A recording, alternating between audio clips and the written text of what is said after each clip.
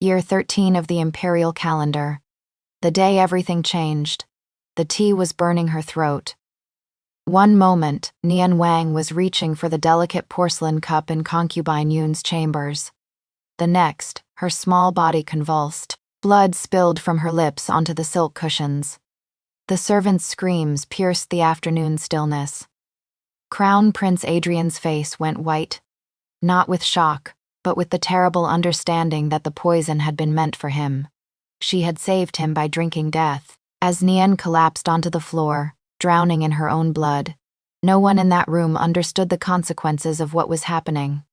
But somewhere in the imperial palace, Emperor Lucius Chen heard the commotion and his heart stopped beating for the first time in his carefully controlled life.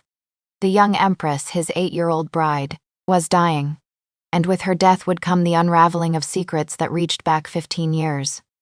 Secrets that would reveal the true cost of being a woman in the innermost circles of power. Secrets about the sister who had come before her. Secrets that someone had been willing to kill to keep buried. But that story begins much earlier. On the day an 8-year-old girl became the most powerful woman in the empire without understanding what it meant. Please make sure you are in a comfortable position. We'll begin the main story shortly. Leave a comment below and tell us which city you read our story in. The imperial edict arrived like a thunderclap. Minister Jeffrey Wang's second daughter would become the new empress consort. Nian Wang was 8 years old. Her elder sister, Yue Shen, the first empress, had been married to Lucius when he was still an unknown prince. When he ascended the throne 3 years later, she had already begun to fade, worn thin by the demands of court and the burden of producing an heir. 13 years of marriage, 1 son, and she was gone, leaving behind a grieving dynasty and a young widower with absolute power. The government moved swiftly. Within 6 months, Minister Jeffrey received a summons from the Chancellor himself. His Majesty requires stability, the Chancellor said carefully. His words balanced like a tightrope walker between flattery and threat. The Crown Prince needs guidance. The realm needs assurance of continuity. Your household has proven itself reliable. Nian's stepmother, Lady Margaret, wept for days. Her biological mother, Lady Eleanor, said nothing at all.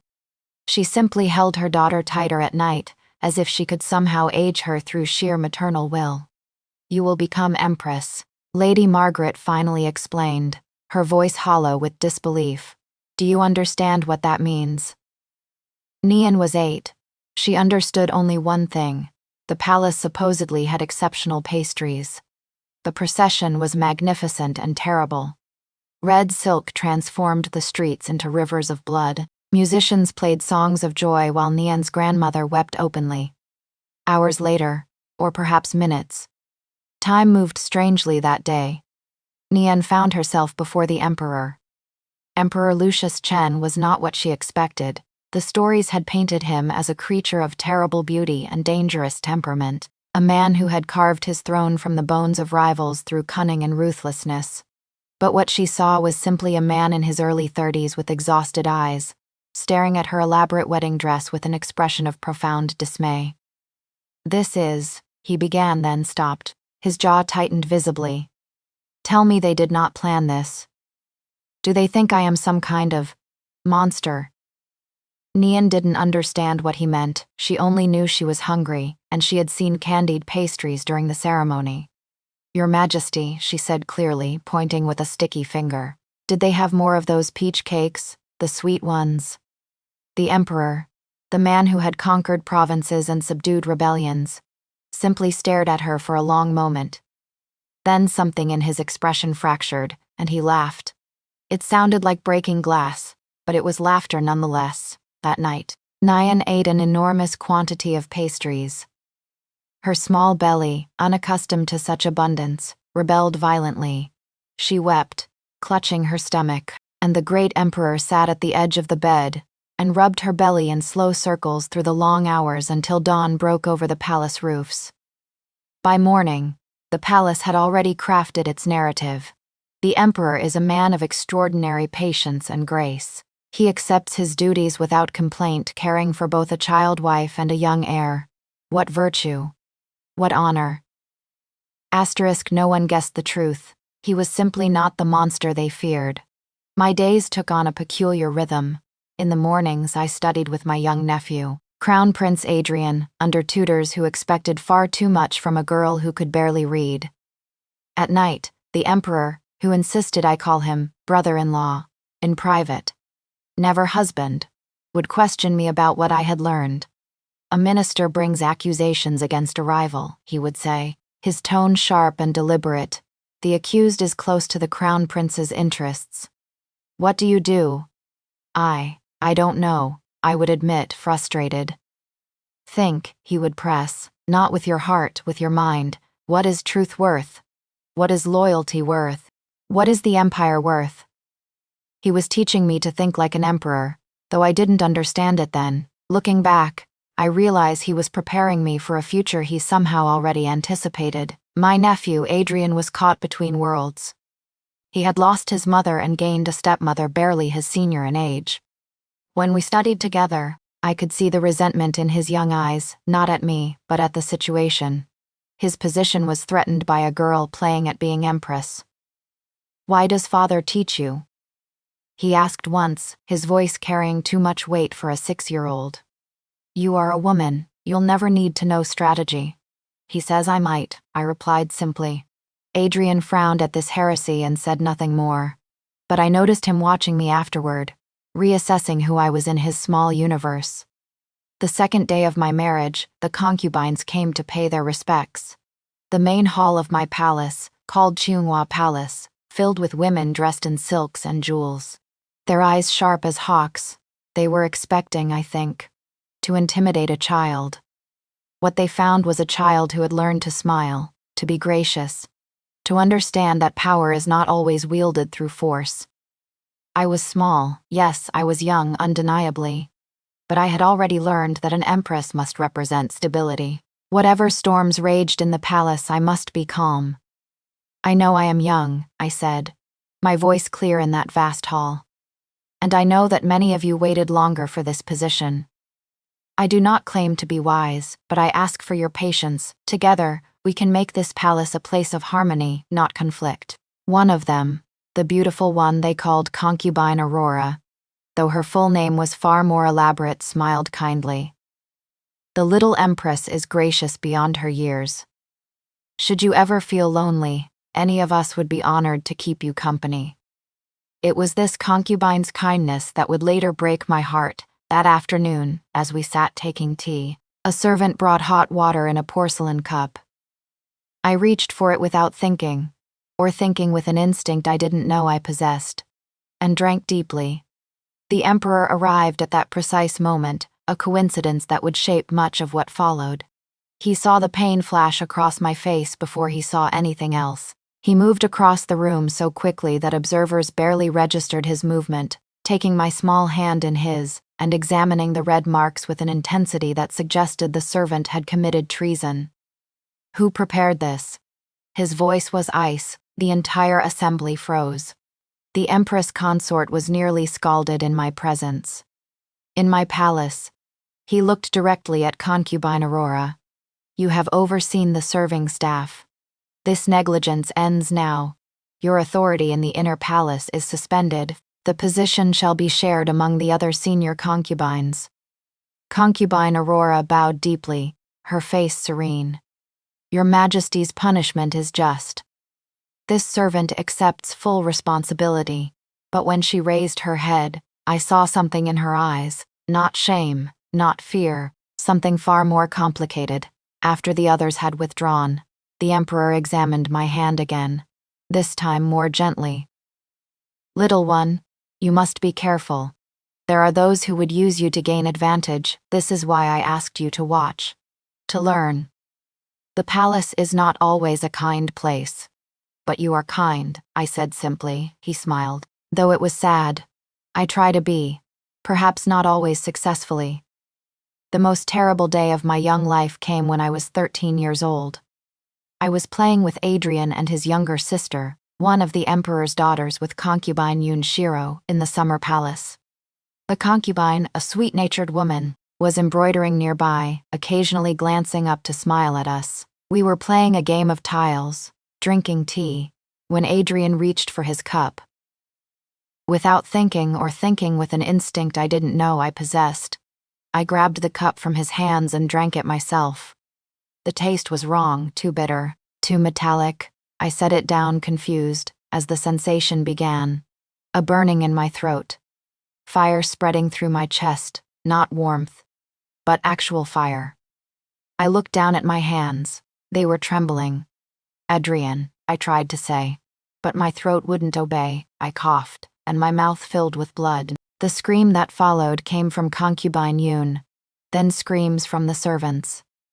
Adrian's face went pale, his young eyes inscribing this moment into memory forever. Within moments, the palace dissolved into chaos. I woke 3 days later in the imperial bedchamber, my throat raw, my body aching as though I had been beaten. The emperor sat beside my bed, and I realized with horror that he hadn't moved.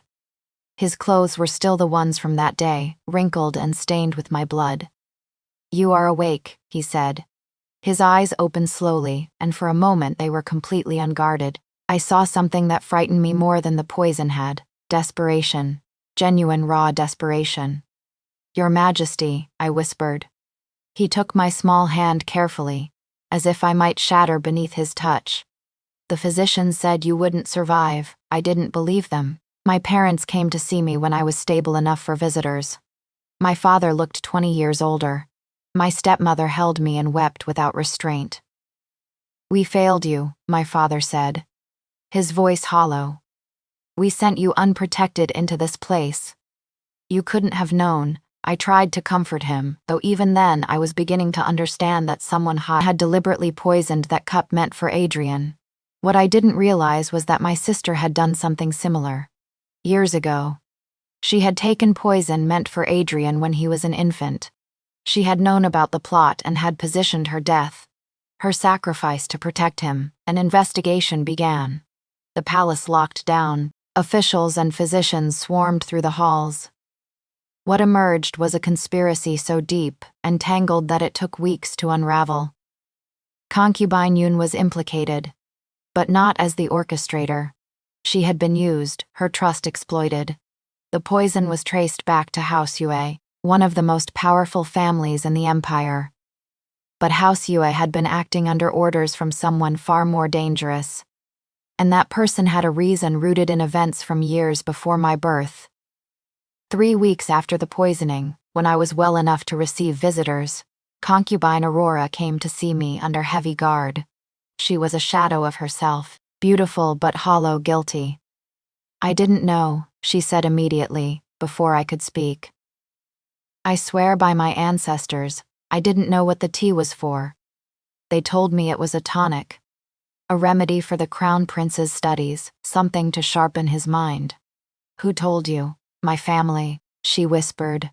"My brother said it came from a great physician. He had the Emperor's seal on it. I had no reason to doubt him. And now," her face crumpled, "now I know they used me. They used me to poison an innocent child. And when that failed, they deny everything. My own family denies knowing anything about it." She reached toward my hand, not quite touching it. "Your sister knew," she said quietly. "I am certain of it now. Before she died, she came to me. She said, 'If anything happens to me, protect the Crown Prince. Don't trust House Yue, no matter what they promise.'" I didn't understand what she meant, but she did. She knew they were coming for him.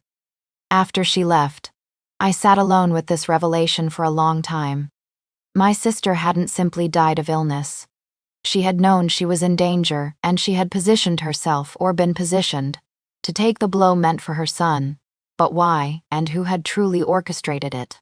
The official investigation into the poisoning was officially closed. House Yue was scattered. Concubine Aurora was exiled to a distant province. Life in the palace returned to careful normalcy, but I couldn't forget, and I couldn't stop asking questions. The Emperor noticed he always did. "You want to go to the border," he said one evening, not as a question but as a statement. We were in his private study, and I had just finished explaining, for the 100th time, that I was suffocating in the palace. Yes, I admitted. To do what? To be useful, to be more than this. I gestured at the silk robes, the jewels, the elaborate performance of being an empress. I am not like my sister. I can't just sit in a palace and manage concubines. I need to do something for real. The emperor set down his brush and studied me for a long moment. I had grown considerably in the years since my marriage. I was no longer the child he'd had to comfort after eating too many pastries. I was becoming a woman, but a woman unlike any the palace had produced. If you go, he said slowly, you go as yourself. Not as my wife, not as an empress. As yourself alone, with no title and no protection. Do you understand what that means? I said immediately. And you will return to me, before I am too old to recognize you. Something in his voice made me hesitate.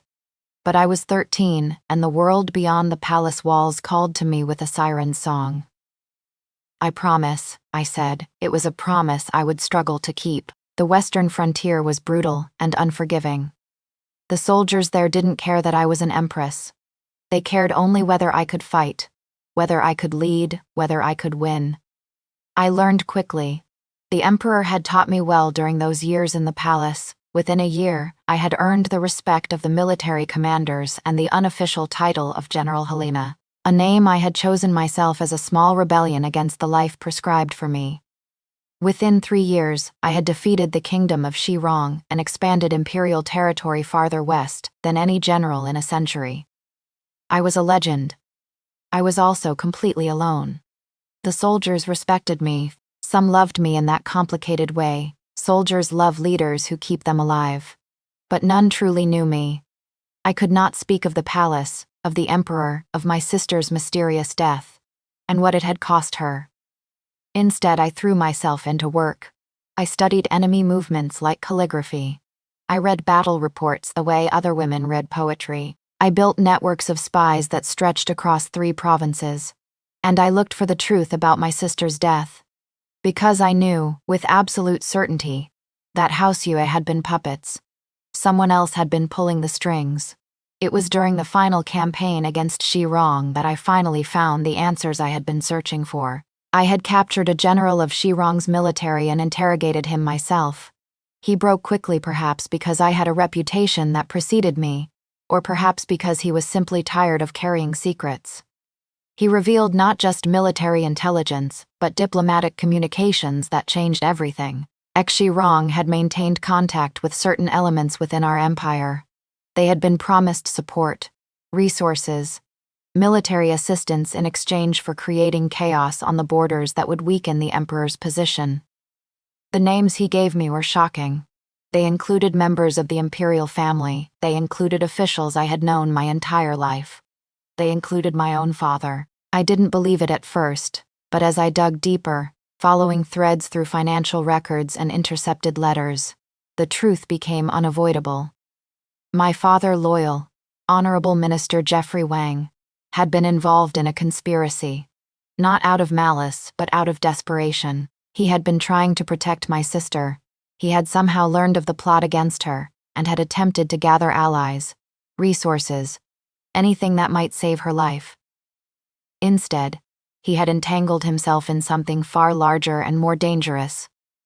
My sister had known about his involvement, and she had positioned her death-taken poison meant for her son to protect him. By removing herself from the equation, she had removed the conspirators' leverage over him. It was the most selfless act I could imagine, and it had cost her everything. I came back to the capital in autumn when I was 16 years old, riding through rain with my hair plastered to my face and my heart pounding like war drums. The emperor was in his study when I arrived, reviewing documents with the expression of a man carrying the weight of the world on his shoulders. He looked up as I entered, and for a moment, we simply stared at each other. He had aged, not dramatically, but enough that I could see the toll. There was more silver in his hair, more lines around his eyes, a heaviness to his shoulders that hadn't been there before. You came back, he said finally. I promised I would. Before I was too old. I smiled despite the gravity of what I carried. You are not old. You are in your prime. but you are more tired than you should be." He stood and moved toward me. He was still taller by a full head, though I had grown considerably. He reached out and tucked a strand of wet hair behind my ear, his touch gentle and almost tender. "Are you still my gentle empress?" he asked quietly. "I don't think I ever was," I said. "I think we both knew that, even if we never said it aloud." He smiled sadly. "Number, I suppose you never were." "Your Majesty," I said, and the formality hung between us like an apology. "We need to talk about my sister's death." What followed was a series of conversations deep into the night in his private study, with wine growing warm in forgotten cups. I told him everything I had discovered, the names of conspirators, the details of the plot, the involvement of House Yue. Yes, but others as well, people in high positions, people who had sat across from him at court and smiled. And worst of all, I told him about my father. "He didn't kill anyone," I said carefully. "He didn't even know for certain that the plot existed, but he was approached by conspirators who promised him power if he would help destabilize your reign. He refused. He actually refused, Your Majesty. But by refusing, he made himself a liability. So they used your sister instead," he said quietly. "They made her their pawn. When she realized what was happening, she chose to." I couldn't finish. "She chose to die," the Emperor said. "To protect him. To protect our son, to protect you." He was silent for a long time, his fingers tracing the rim of his wine cup. "I suspected as much," he finally said. "I have known for years that her death was not natural. But investigating it fully would have required me to purge the court of so many officials that the government would have collapsed. So I let it go. I let her murderers walk free. I told myself it was for the good of the empire." "It was," I said, "and I meant it. She died to preserve the stability she believed was more important than her own life. How could you betray that by tearing everything apart in pursuit of vengeance?" "And yet," he said, "you have spent years gathering evidence, building a case, preparing to do exactly what I could not." "Yes," I admitted, "but I am not going to." He looked at me sharply. "I came here to tell you about the conspirators," I continued. "About the proof I've gathered, but I've realized that my sister wouldn't have wanted this. She would have wanted the empire to endure, to thrive. And it has under your rule. The borders are secure, the people are fed, there is peace. Peace built on lies," he said. "All peace is built on lies," I replied. "The only question is whether the lies serve a greater good or feed a smaller evil." He studied me for a long moment, and then he nodded slowly, as if I had finally understood something fundamental about the nature of power itself. My formal coronation as empress took place 6 months later, on the anniversary of my sister's death. I wore white silk instead of red, the color of mourning. White for the sister whose sacrifice had made this day possible. White for the years of secrets and sacrifices that had led me to this moment. The Emperor placed the imperial seal in my hands himself, and his fingers lingered on mine for a moment longer than necessary. "You have earned this," he said, loud enough for the assembled court to hear but soft enough that only I could understand the depth of his meaning. "Not through birth or arrangement, but through service." Then he did something that caused gasps throughout the vast hall. He handed me a second seal, a military seal, the symbol of command over all the empire's armies. "She is not merely empress," he announced to the assembled officials and nobles. "She is also supreme commander of all military forces. Let it be known that General Helena, the woman who conquered Shirong, who pacified the borders, who brought honor to our name, is recognized as heir to all these functions." The court erupted, not all in support. But the military contingent stood and bowed, and that was enough. I was no longer a girl playing dress-up in an empress's robes. I was a woman wielding real power, and I was terrified. The emperor's health declined rapidly after my coronation. It was as though, having secured my future, he finally allowed himself to rest. He continued to govern. His mind never wavered, but he spent more time in his chambers, more time sitting by the pond watching koi. More time writing letters to me even though I was only corridors away. Come visit me. Asterisk, he would write in his careful hand. I wish to know what you are thinking. The Empire matters less to me now than understanding what goes on behind those eyes that have seen so much. Asterisk, I would visit, and we would talk of small things. Books he had read, gardens he wanted to build.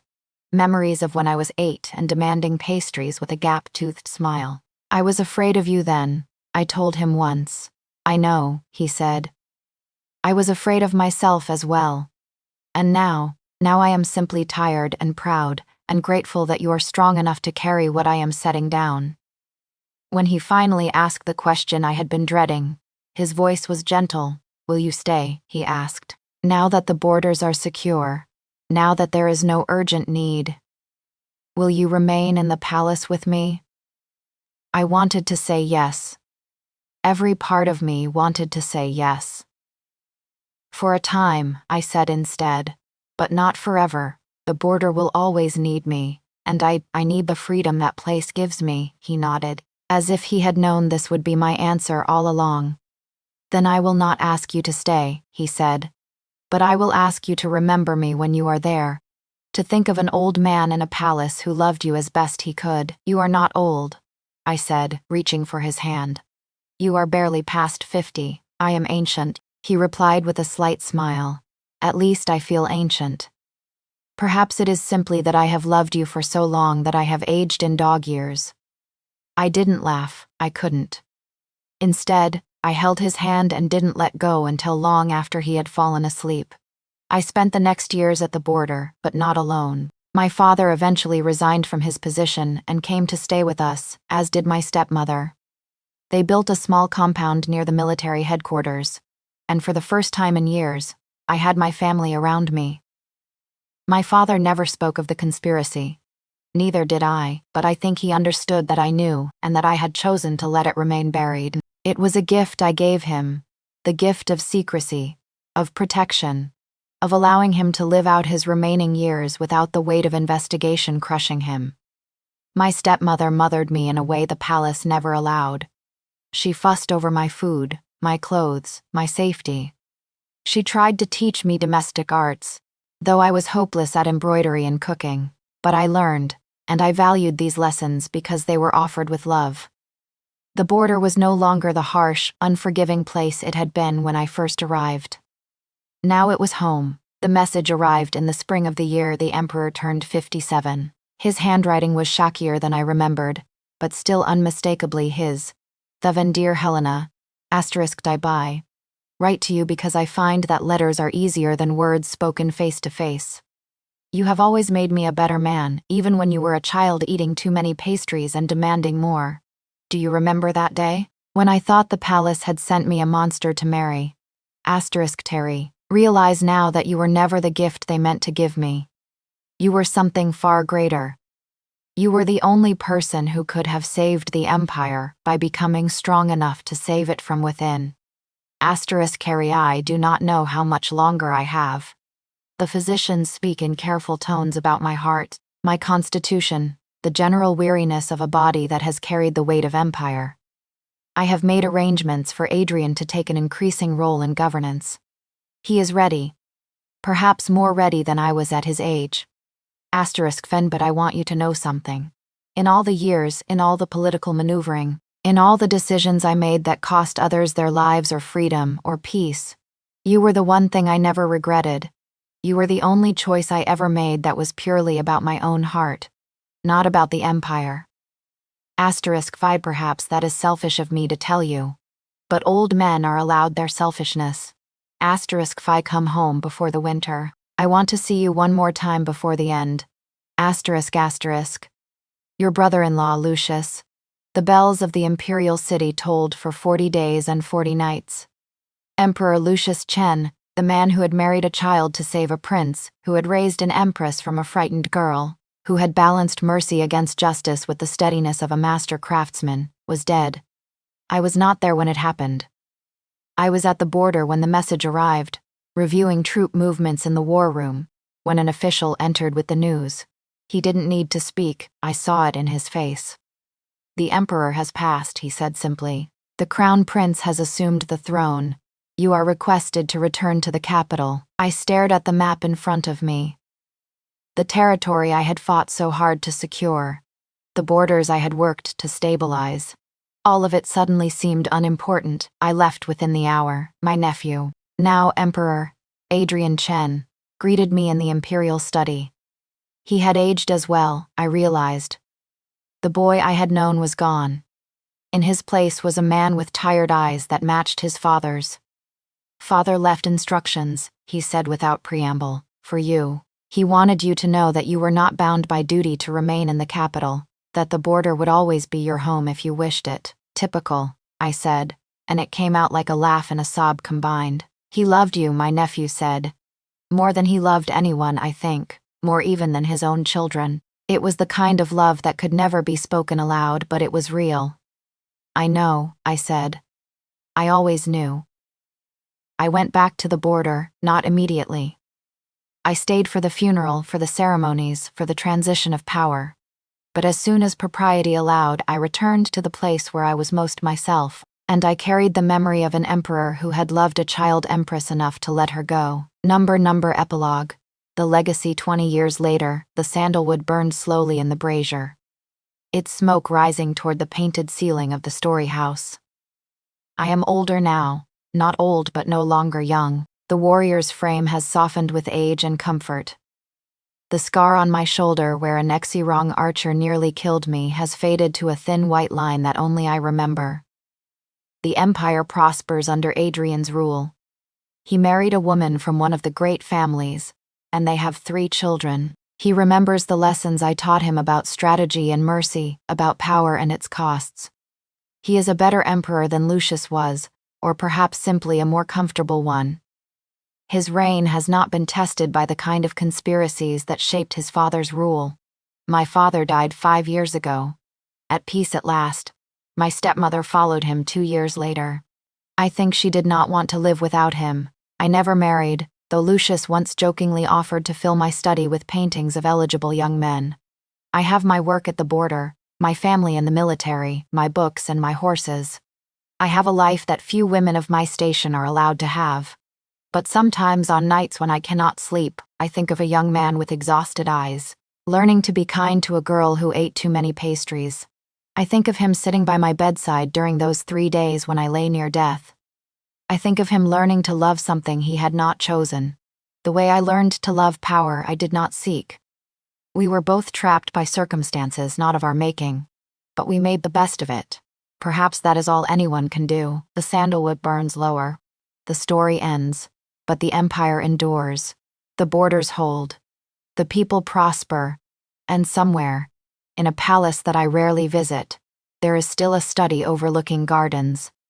The emperor's brushes still rest in their holder, waiting for hands that will never hold them again. But his words, his lessons live on in a woman who learned to be strong, and that perhaps was enough. This is the story of Nian Wang, known to history as Empress Helena Chen, and General Helena of the Border, the warrior empress who brought peace to the empire. But it is also the story of Emperor Lucius Chen, the man who saw potential in a frightened child and nurtured it, even when it meant watching her choose a life beyond the palace walls. It is a story about sacrifice, about the lies we tell to preserve what we love, about the unexpected grace that can exist between people bound together by duty, rather than choice.